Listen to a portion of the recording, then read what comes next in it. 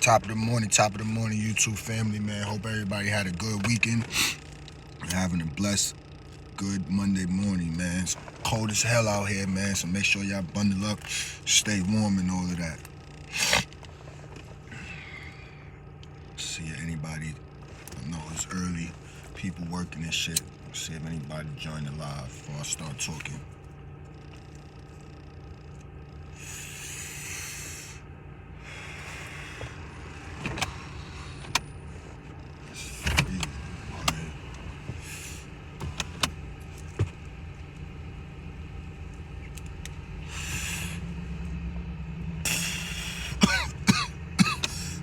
Top of the morning. Hit the like button if you're joining this live, man. And we talking about one of the most dangerous days or one of the most hectic, craziest days on Rikers Island, Commissary Day, which is once a week for every house. When I was going, you was able to spend 120 the most, 120 a week. When I was in that situation,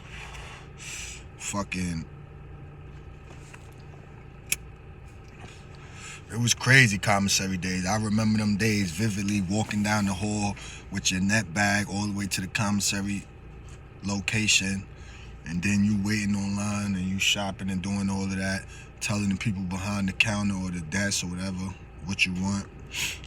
And for some niggas it was good, because especially the niggas that ran the house and that was extorting people for their commissary and shit like that. You know what I mean? Back then, niggas will tell you basically, like, for all the people that was with the program, what's going on, brother, man? For all the people that was with the program, meaning sending it in, getting they shit taken away from them, commissary phone calls, outside clothes, sneakers, shoes, whatever the case may be, they was either being told what to buy, how much worth of food and snacks, you know what I'm saying, or they was getting a list. The person that was running the house was writing a list down, you know what I'm saying, give me 5 beef stews, give me 5 bags of rice, or give me 5 tuna, 5 this. You get the drift. You know what I mean? So that's how it was going on. That's how the extortion was going on. You know, it was crazy, man, because a lot of people was getting money sent in from their family, and they was getting robbed and extorted for more than half of that. You know what I'm saying? And I've seen people go through it. I've seen people get taken advantage of. You know what I'm saying? I've had to be on the same type of time and when I was in there at certain points of my incarceration in order, you know what I'm saying, to survive. Not even in order to survive, because honestly, I really never had to do that. I had people holding me down on the outside, family, thank God, you know what I'm saying? So I was actually good. I never had to take from nobody in there or anything like that, but I just chose to do it because you have to become somebody that you're not, you know what I'm saying, in order to be left alone or in order to be down with the clique or the crew, you know what I mean? So that's the situation I found myself in. Like, for instance, when I went to the 6th building and C76 on Rikers Island, that's the sentence building for the adolescents back then, and there was 2 housing areas that housed the sentence adolescents that had 8 months or 16 months, 2 years. And I got there and it was different from the 4 building, because the 4 building, you had 2 niggas running the crib, 4 niggas on the team. You know what I'm saying? So you basically got 6 niggas in control of everything. You know what I mean? And in the 6th building, it wasn't nobody running the crib. It was niggas that had the phone. So if you had the phone, basically, you was running the phone and you basically had the crib. That's how it went. You know what I'm saying? So when I got to the 6th building on Rikers Island in 2007, I think it was like February or March, I already knew the difference between the 6th building and the 4th building. I already knew that they run the phones over there and the slot time in the 6th building. So before I got to the 6th building, my co-defendant, which was my cousin, he was my co-defendant on the case that we was locked up for, and he already had the phone over there. He had went to the 6th building before me to do his year. You know what I'm saying? And you can't run the phone without a phone. I don't understand what you're trying to say, but yeah. So my cousin was already there. My Cody was already in the 6th building. I had sent the kite from the 4th building and told niggas that I was pulling up to the 6th building or whatever, and I'm coming for half of the phone. Or I want a phone, or I want half of the phone. You know what I'm saying? So when I got there, the phone was already waiting for me. It was given to me off of GP. You know what I'm saying? Niggas got my kite. You know what I'm saying? And not to try to brag or anything like that, but that's how shit was done on the island. It probably still is today. So, yeah. I got the phone when I pulled up. Wagner, we in the building. You know that. That's like my backyard right there. Harlem, Wagner, all that. But yeah, shout it out to Wagner, Harlem. So I get to the building, I get the phone. Mind you, I got there like at 2, 3 in the morning, so everybody was asleep when I pulled up. You know what I'm saying? And the next morning I wake up and niggas pull up to my bed like, yo, you such and such? Yeah, what's up? They already know I'm gang banging and you know what I'm saying? And shit like that at the time. I don't gang bang now, but this was back in 07 when I was 17 years old. And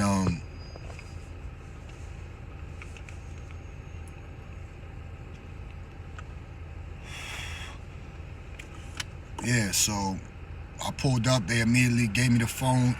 It was 3 phones. I had the phone on the right, so I was basically running shit. I was always on the phone. I had mad PIN numbers, you know what I'm saying, shit like that.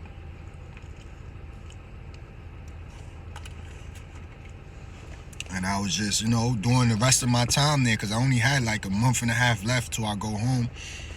I went over there with like 7 months in, and I had 8 months to do, so I had a month, I think, to do. You know what I'm saying? And yeah, I went through that month. It was crazy in there, you know what I'm saying? 3 phones for 60-something niggas. And 2 niggas got a phone, so 6 niggas is running the phone. You know what I mean? And if you want to get on that phone, you got to give up phone calls and you got to give up commissary. You know what I'm saying? So, yeah, it was that real, man. Niggas, shit. Back then, the commissary was better than what it is now. So, it's a lot of changes, a lot of different shit now that they have on the commissary that they had back then. You know what I'm saying? And it was like, we used to take niggas' IDs, right? Certain niggas used to have to go to court. You know what I'm saying? So we used to, like, for instance, one time I did it, I took a Mexican nigga ID. You know what I'm saying? He was with the program. He had like about probably $70, $80 in his account. We already knew he wasn't going home. He was coming back. You know what I'm saying? So he went to court. I took his ID, and I made another nigga that was with it, that was Mexican, that kind of looked, similar to him, go to commissary for the nigga, you know what I'm saying? And he gave the nigga his ID behind the counter. The nigga behind the counter already know what's going on because he's an inmate too, and he's looking at the picture, looking at you to see if you match the picture on your ID, you know what I'm saying? And he know what's up, so I buy him a few things, $3, $4 worth of shit, and he let it ride, you know what I'm saying? That's the type of time niggas was on and giving it up in the 6th building back then in 07. You know what I mean? So commissary was crazy. Niggas was going 115. People that was with the program was going 115 and sending in about $70, $80 of their commissary. We used to have buckets, them little buckets. I don't know, them little, I forgot what the name of them, but they buckets that they give you, slide under your bed or whatever, keep your commissary and your clothes and shit in there. You know what I mean? So we used to have 4 buckets under each bed, you know what I'm saying, full of shit. 1 bucket full of rice, 1 bucket full of toppings, fishes, different type of fishes, 1 bucket full of chocolate chip cookies, 1 bucket full of Kool-Aids, 1 bucket full of whatever they had, chips. It was crazy. 1 bucket full of sodas. It was like, you know what I'm saying? So it was crazy times back then, you know what I mean? And a lot of people was getting extorted, man. A lot of people, man. They was coming in being with the program and they was getting extorted left and right, you know what I'm saying? And that's just the belly of the beast when you in that situation, man. It's either you gonna be a victim or you gonna be victimizing people. You know what I'm saying? And that's just how it is.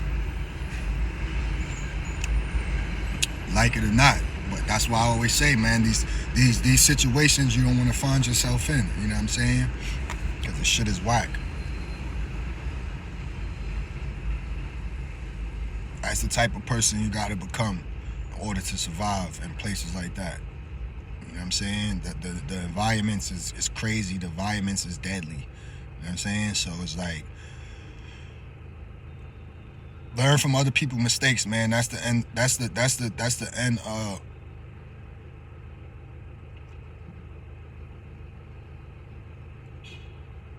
You gotta learn from other people's mistakes, man. Because if you don't, you're gonna find yourself in them situations like that. You know what I'm saying? And you're gonna have to, like I said, either become the victim or be victimizing people. You know what I'm saying? And yeah, it's real.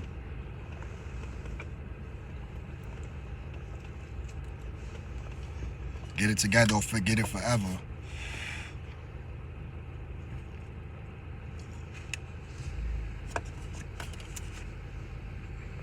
Shit is not a game, man. If you're new here, man, subscribe, hit the like, share, comment. Appreciate it all, man. Positive, negative, man. Pray for all of y'all, you heard? Facts.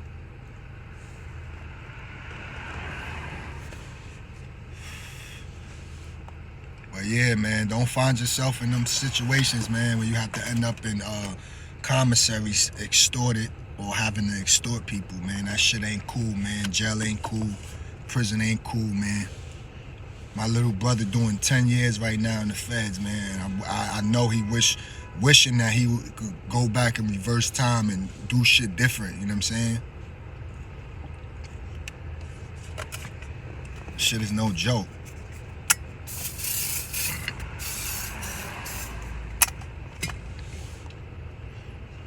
Facts. Stay home, stay with your family, man. Stay out the mix and out the bullshit. I'm telling you, it's worth it.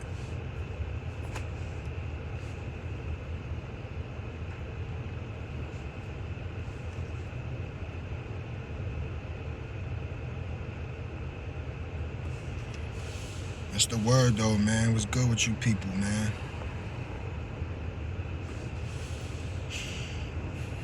Anybody got any questions, you can ask them, man.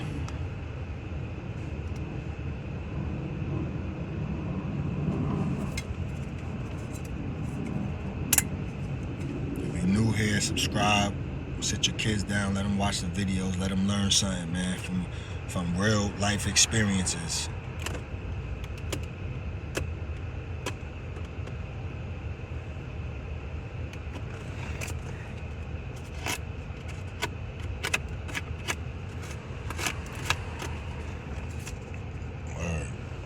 Stay home, man. Stay sucker free and out the way. Appreciate that, Cheddar. You already, man. That's a boomerang right back to you, my brother. Stay safe out there. COs there, they check your mail when it first comes in. You know what I'm saying? They gotta check it for like drugs and shit and all that other, stuff that they do, contraband and all that.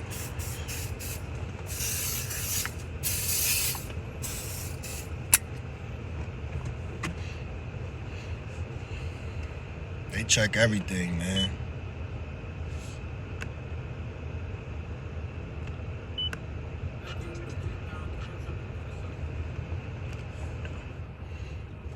I'm about to get out of here, though. I just wanted to come in, vibe with y'all for a little bit, you know what I'm saying? But I'm about to get up out of here, man. Go get something to eat. Y'all be blessed and have a safe day out there, man. It's cold. Make sure y'all bundle up. All right. Be safe, man. I'm out of here. I'll catch y'all later. I might go live later on today. I don't know, but let's see, man. Y'all be safe and have a good one.